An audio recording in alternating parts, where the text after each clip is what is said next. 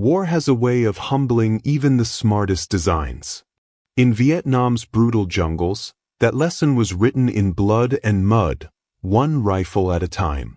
By 1966, the U.S. Marines carried what was supposed to be the perfect infantry weapon, the M14. It fired the hard-hitting 7.62 NATO round, could reach 800 yards with precision, and was rugged enough to handle a little dirt. But there was one problem. The jungle didn't care about perfection.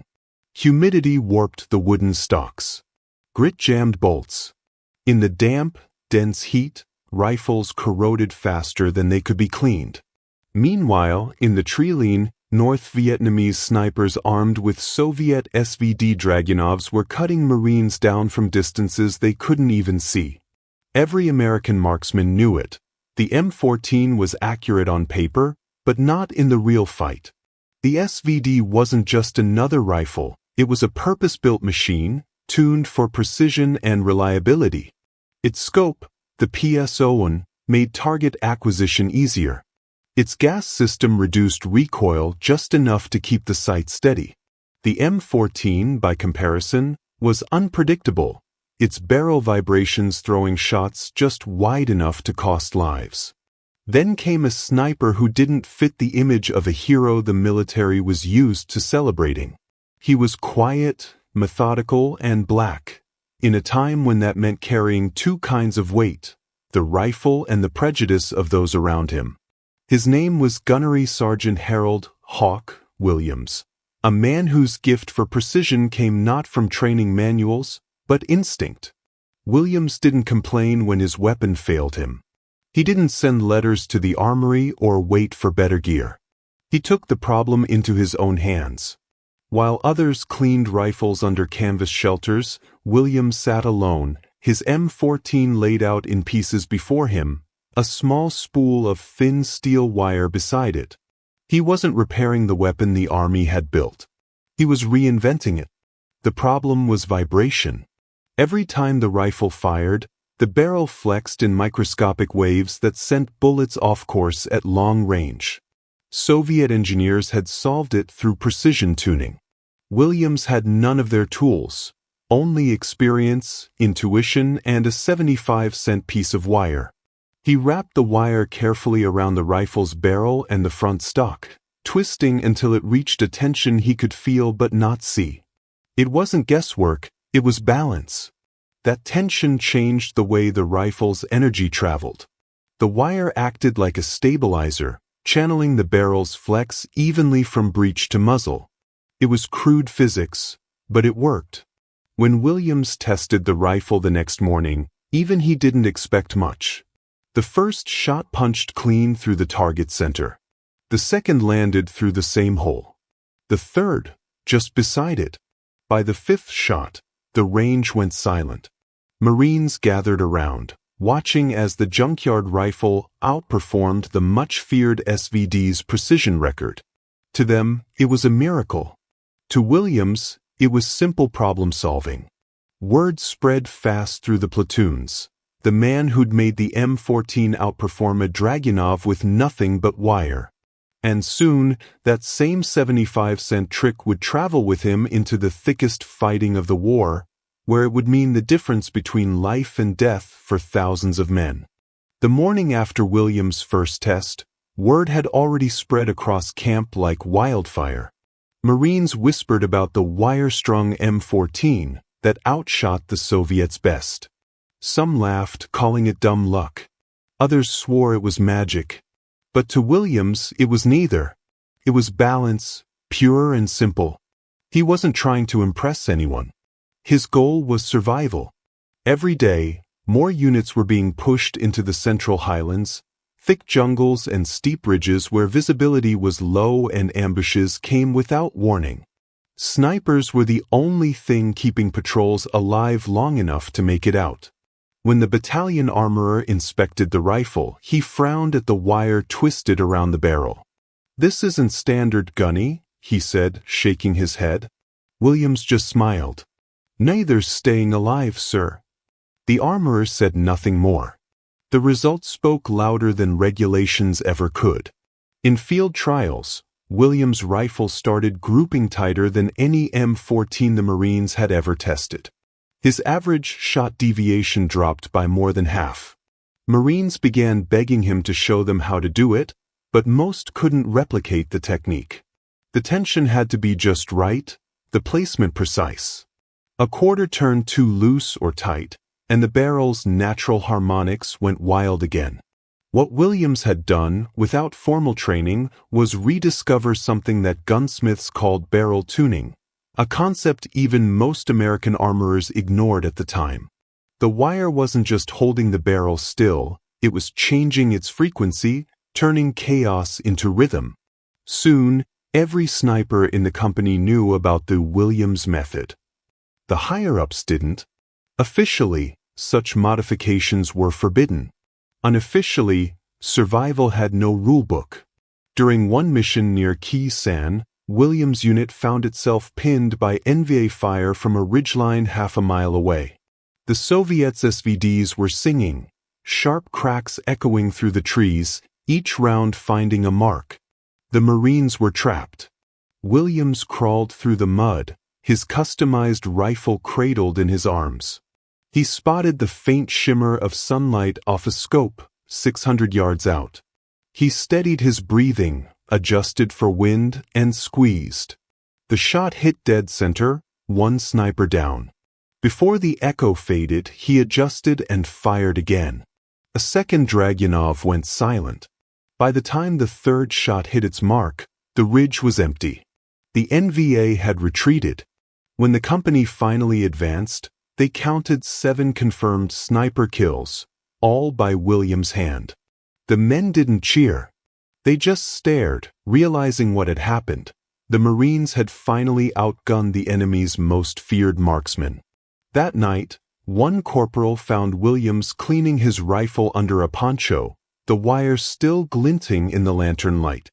"Gunny," the young man said, "what's that trick called?" Williams looked up and smiled faintly. "It's not a trick," he said. "It's just knowing what your weapon needs." He never wrote down the technique, never patented it. He didn't have to.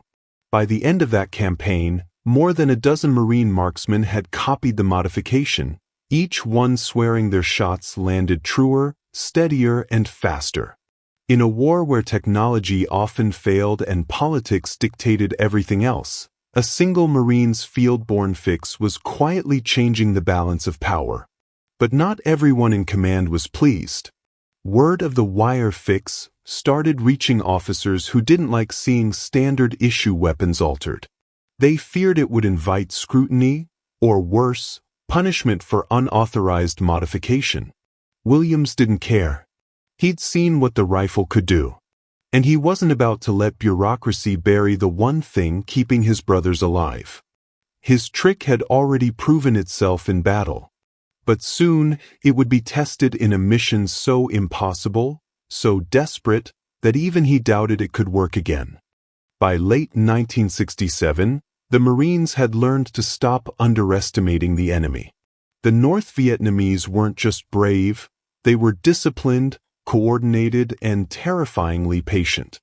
Every ambush felt like a lesson in humility. And for the snipers, the war had turned into a duel of unseen ghosts.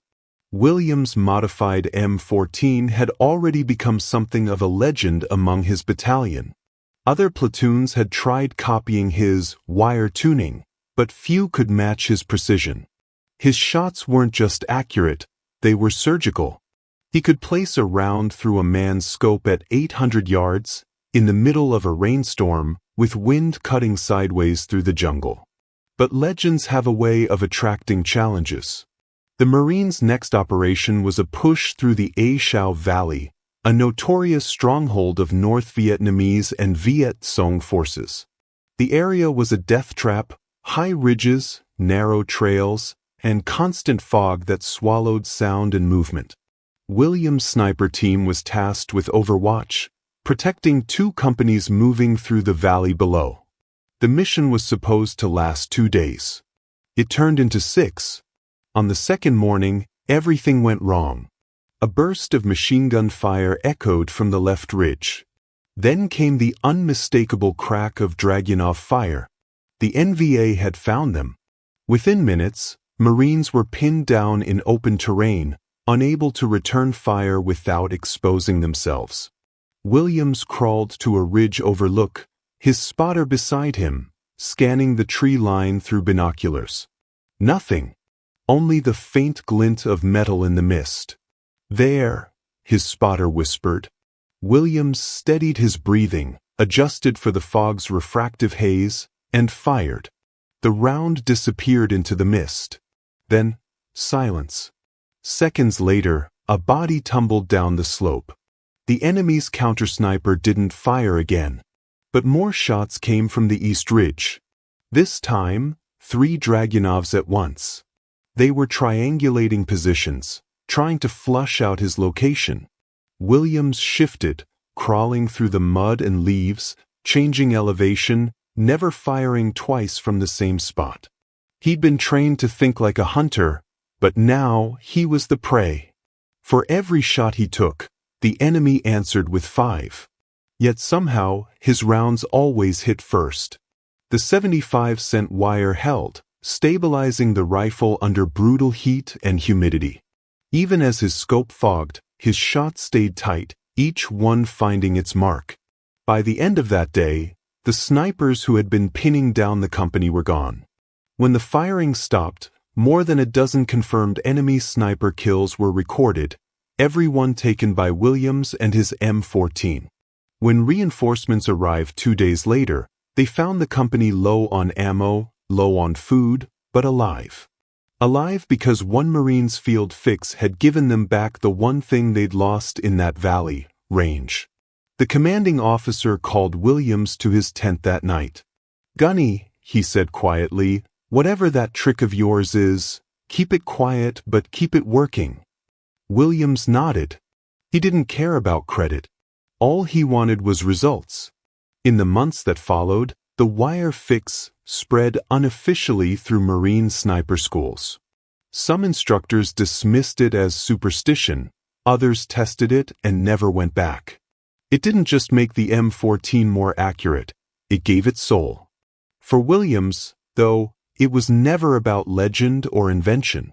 It was about duty. Every Marine he saved made the work worth it. But Vietnam wasn't done testing him yet. In 1968, the Tet Offensive would erupt, and the chaos that followed would push his invention, his courage, and his rifle to the breaking point. By early 1968, Vietnam was erupting. The Tet Offensive hit harder than anything the Marines had faced before. Cities burning, bases surrounded, and every line of defense stretched thin. Chaos swept through every unit, every outpost. It was no longer about strategy or rank. It was about survival. Gunnery Sergeant Harold, Hawk, Williams, and his sniper team were stationed near Hugh City, a place that would soon become the center of one of the war's bloodiest urban battles. The Marines had been trained for jungles, not for fighting street to street, building to building. But the enemy didn't care about training. They came prepared to die where they stood. When the offensive began, communications broke down. Entire units were cut off. Reinforcements were hours away. Civilians were trapped between both sides. And within the first day, the NVA had taken several key positions around the Perfume River, high points that gave their snipers total control of the city's approach. Williams' team was ordered to hold the western perimeter until further notice. But further notice never came. Pinned by constant sniper fire, Marines couldn't even raise their heads without catching shrapnel or a 7.62 round. Williams knew if he waited for orders, half the company would be gone by morning. So he did what few dared, he disobeyed. Under cover of smoke and rain, Williams led his 2-man sniper team across open ground toward the old cathedral, the spot where most of the NVA sniper fire originated. Crawling through debris and shattered glass, they slipped into the building's lower level. The echo of distant gunfire rumbled through the stone walls. They moved floor to floor, clearing rooms silently.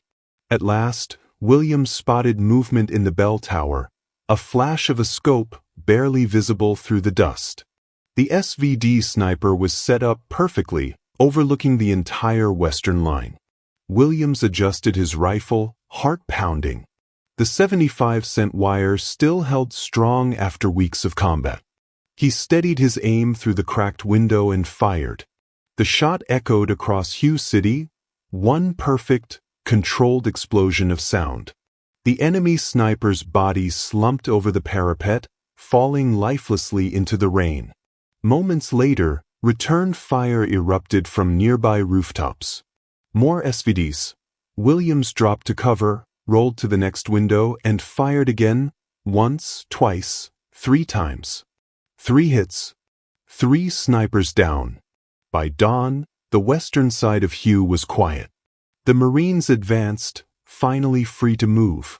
When reinforcements arrived, the officers wanted to know how the sniper team had survived with so little support.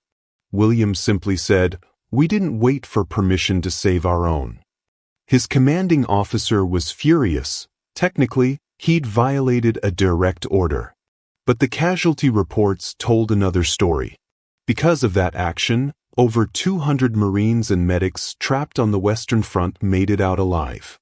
The story spread through the battalion like wildfire. Some called him reckless.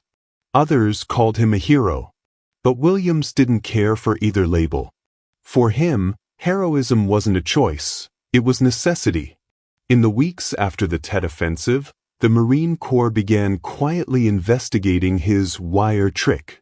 Engineers from Quantico examined his rifle, noting the strange binding near the stock. The report was filed under Non-Standard Field Modification, Accuracy Improvement. It would never make official doctrine, but it was passed by word of mouth through sniper schools across Southeast Asia. Williams never mentioned it again. To him, it wasn't about inventing something new. It was about finding a way to fight back when the world gave him nothing. But Vietnam still had one more lesson to teach him, one that would push even his unshakable calm to the limit.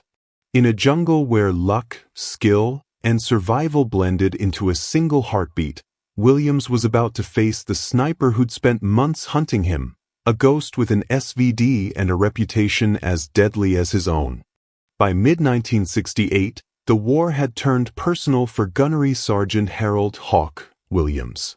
Whispers spread through the Marine lines about a North Vietnamese sniper, unseen, unmatched, and deadly accurate, who had been tracking American marksmen for months. They called him the Ghost. Every Marine who faced him died before spotting his position. Williams didn't believe in legends, but he believed in patterns, and the pattern was clear. Wherever the Ghost struck, he left the same calling card, a single bullet through the scope, straight between the eyes. A message to the men who thought they ruled the tree-line.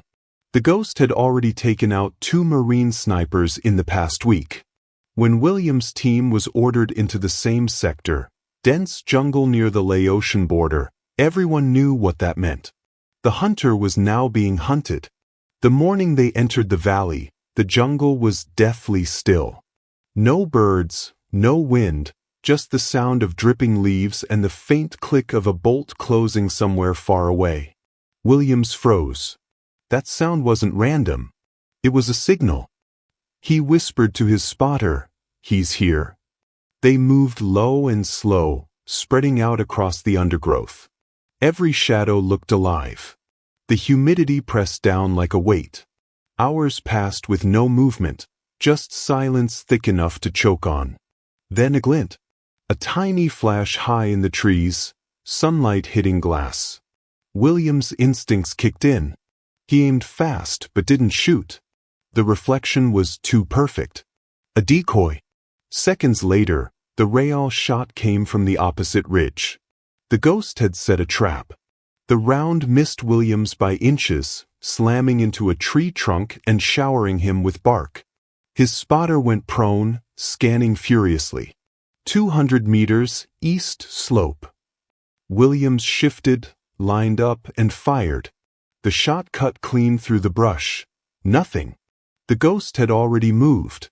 For the next 2 hours, it became a battle of patience. Each sniper fired and relocated, the jungle echoing with single shots. No volleys, no machine guns, just 2 men waging a silent, personal war. Williams' M14 hummed with the tension of its 75-cent wire.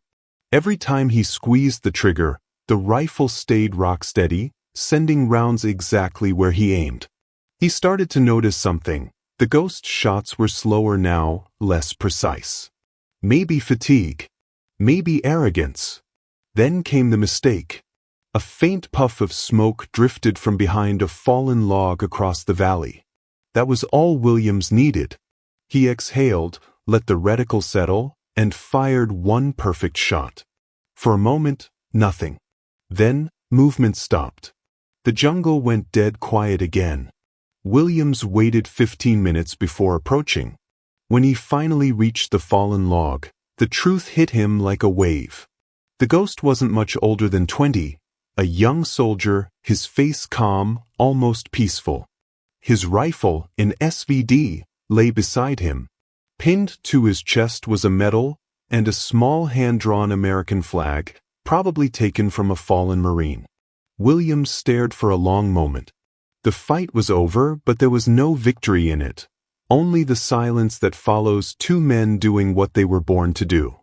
He picked up the SVD, slung it across his back, and walked back toward his camp. The war would continue, but the duel that haunted every Marine sniper in his unit had ended. When he returned, his spotter asked softly, "You got him?" Williams nodded once. "Yeah," he said quietly. "But it cost both of us something." That night, Williams cleaned his rifle in silence. The wire, tarnished and frayed, still held. It had outlasted the fight, the fear, and the legend itself. He replaced it with a fresh piece, not because he had to, but because it had earned its place. By dawn, he was ready again. The Marines he'd saved that week would never know how close they'd come to being the ghost's next tally. But word spread quietly. The sniper who hunted Americans was gone, and the man who stopped him did it with a rifle held together by nothing more than wire and willpower. By 1969, the war was changing. The Marines who had survived the jungles knew it. New rifles were coming, new tactics, new commanders. The M16 was replacing the old M14, and with it, the quiet art of patient marksmanship was giving way to rapid fire and volume over precision. But for Gunnery Sergeant Harold "Hawk" Williams, one mission still remained, one last operation before rotation home. It was supposed to be simple: recon and support for an evacuation convoy near Da Nang. Intelligence claimed the route was clear. But Vietnam had a way of turning clear into chaos. The convoy rolled out at dawn. Within an hour, the jungle came alive. Machine gun fire erupted from both sides of the road. Mortars fell like thunder. The first 2 trucks were shredded, blocking the path. Smoke poured through the trees. Marines hit the dirt, pinned down before they could even return fire. Williams and his sniper team took position behind a small ridge overlooking the kill zone. Through his scope, he saw movement, dozens of envious soldiers, their silhouettes darting between trees. Behind them, glints of glass, scopes. Snipers. At least 3. His spotter whispered, "We're boxed in." Williams didn't answer. He just steadied his breathing and started firing. Each shot was deliberate. One Dragunov muzzle flash, one counter shot. Then another. And another. Within seconds, the ridge fell silent. The NVA snipers were gone. Williams' 75-cent wire was still holding the rifle's barrel perfectly aligned, even as the heat from continuous firing warped the air around him. He shifted his aim down the slope, targeting machine gun nests pinning the convoy. He fired, adjusted, and fired again. His rounds tore through their positions one after another, forcing the ambushers to break cover. The Marines below seized the moment, charging forward, returning fire, dragging the wounded to safety. For 3 hours, the fight raged. Williams fired until the barrel glowed dull red. He'd never shot this much in one engagement, but every bullet counted. When the smoke finally cleared, the road was littered with shell casings and silence. Over 200 Marines had made it out alive. Williams had done his job, again. But the war wasn't done with him. As the last of the wounded were loaded onto trucks, a single crack split the air. His spotter fell backward, hit by a round that had come from deep within the trees. Williams turned instantly, scanning through the scope, eyes burning. He caught the faint shimmer of movement and fired. One shot. Then another. The figure dropped. It was over. He lowered his rifle slowly, staring at the frayed wire that had carried him through the worst days of his life. It had saved him, his men, and now, in one final act, it had saved what was left of his soul. The next morning, Williams walked to the edge of the ridge, looked out at the jungle, and cut the wire from his M14. He coiled it neatly, tucked it into his breast pocket, and whispered, "We're done." He never fired that rifle again. When his tour ended, he returned home quietly, no medal ceremony, no speeches, no photographs. Just a duffel bag, a letter of commendation, and a piece of wire that had outlasted war itself. Back home, he worked as a mechanic in North Carolina, fixing engines with the same patience he once used to fix rifles. He never talked about Vietnam, but every Sunday he took out the wire, laid it on his desk, and looked at it in silence. To the world, it was just a piece of steel. To him, it was 2,000 lives. And though the war ended, his story didn't. Because legends, the quiet kind, the ones born in mud and wire, never really die. Years passed. The Vietnam War faded into history, its stories buried under medals, silence, and grief. The world moved on to new wars, new weapons, and new heroes. But for those who'd been there, the ones who'd walked through the jungles and crawled through the mud, the memories never left. Gunnery Sergeant Harold, Hawk, Williams became one of those memories. He never sought attention, never corrected the record when others took credit for innovations born on the battlefield. He simply lived, worked, and grew old, carrying the quiet pride of a man who knew what he'd done, even if no one else did. His M14 sat in a wooden case in his garage, the steel worn smooth from years of cleaning. It hadn't fired a shot since Da Nang. But every time he opened the case, he could still smell the faint mix of oil, smoke, and jungle rain. The wire, that simple, ordinary piece of steel that changed everything, remained coiled beside it. Its edges had darkened, rust nibbling at its surface, but it was still strong. Just like him. Decades later, a young Marine historian came to visit him, part of a small team documenting sniper stories from Vietnam.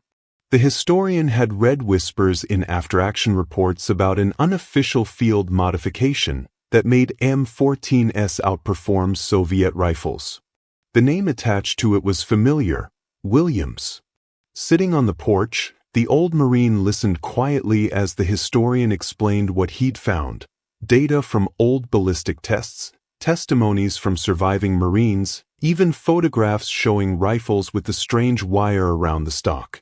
Finally, the historian asked, "Sir, was it really just a piece of wire?" Williams smiled faintly, his hands rough and scarred from decades of work. "Wasn't the wire," he said softly. "It was knowing how much fight that rifle had left in it, and giving it a chance to prove it." He handed the young man the small, coiled wire from his pocket. "Tell them," he said, "it's not the weapon that wins wars. It's the hands that refuse to give up on it." That single piece of wire now rests in a Marine Corps museum display, unlabeled, quiet, easily overlooked by visitors rushing past toward the tanks and uniforms. But for those who stop to read the tiny card beside it, the story unfolds.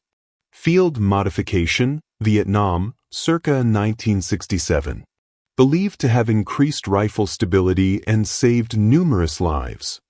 They don't mention the man's name.